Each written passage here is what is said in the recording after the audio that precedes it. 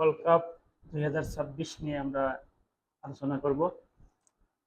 আমার সাথে আছেন আব্দুল্লাহ আল ফারাবি। তোমার পরিচয় দাও। আমি আব্দুল্লাহ আল ফারাবি। আমি ৪র্থ শ্রেণীতে পড়ি। আমি উত্তর সরকারকান্দি সরকারি প্রাথমিক বিদ্যালয়ের একজন শিক্ষার্থী। ধন্যবাদ। আপনারা জানেন বিশ্বকাপ 2026-এর কোয়ার্টার ফাইনাল পর্ব চলতেছে। গতকালকে মরক্কো এবং ফ্রান্স প্রথম কোয়ার্টার ফাইনালে মুখোমুখি হয়েছিল। প্রথম কোয়ার্টার ফাইনালে 2-0 গোলে মরক্কোকে হারিয়ে প্রথম সেমিফাইনালিস্ট হিসাবে ফ্রান্স উত্তীর্ণ হয়েছে। আজকে বেলজিয়াম এবং স্পেনের দ্বিতীয় কোয়ার্টার ফাইনাল খেলা অনুষ্ঠিত হবে বাংলাদেশ টাইম রাত 1টায়।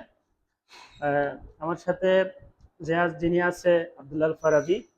সে এই বিশ্বকাপে নিয়মিত খেলা দেখে। তুমি কোন দল সাপোর্ট করো? আর্জেন্টিনা।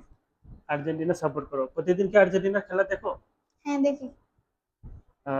গত ম্যাচে আর্জেন্টিনা রাউন্ড 16-তে মরক্কো মিশরের সাথে প্রথম 2-0 গোলে পিছিয়ে পড়েছিল।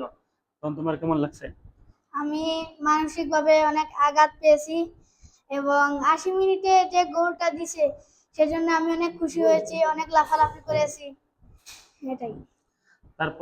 তারপরে 80 মিনিটে একটা গোল দিছে। তারপরে যে আর্জেন্টিনা পরপর আরো 2টা গোল দিয়ে 3-2 গোলে জয়লাভ করলো।